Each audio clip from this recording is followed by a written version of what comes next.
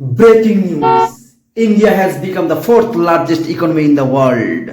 অর্থাৎ জাপানকে পেরিয়ে ভারত এখন পৃথিবীর চতুর্থ বৃহত্তম ইকোনমিতে পরিণত হয়েছে। And its total GDP অর্থাৎ বার্ষিক income is around 5 trillion. That is 400 lakh crore টাকার কাছাকাছি। 400 লক্ষ কোটি। এই হলো মিডিয়ার প্রচার। সত্যি কি তাই?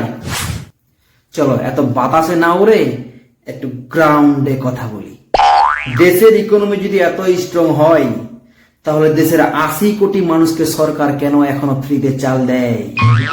প্রশ্ন জাগে। ওয়ার্ল্ড হাঙ্গার ইন্ডেক্সে ইন্ডিয়ার র্যাঙ্ক হচ্ছে 111, যা বাংলাদেশ ও পাকিস্তানের থেকেও পিছনে। কিসের 5 ট্রিলিয়ন? কিসের fourth largest economy in the world? প্রশ্ন জাগে। এদেশে আনএমপ্লয়মেন্ট অর্থাৎ বেকারত্ব চূড়ান্ত সীমায়, এমন জায়গায় গেছে যে এখানকার ইঞ্জিনিয়াররাও চায়ের দোকান করতে বাধ্য হয়। ওয়ার্ল্ড হ্যাপিনেস ইন্ডেক্সে ইন্ডিয়ার র্যাঙ্কিং হচ্ছে 118, আর ওয়ার্ল্ড হিউম্যান ডেভেলপমেন্ট ইন্ডেক্স অর্থাৎ এদেশের মানুষ কতটা উন্নত সেই র্যাঙ্কিং হচ্ছে 130। কিসের $5 ট্রিলিয়ন ইকোনমি? কিসের fourth largest economy in the world? কিসের? প্রশ্ন জাগে, জাগা উচিত।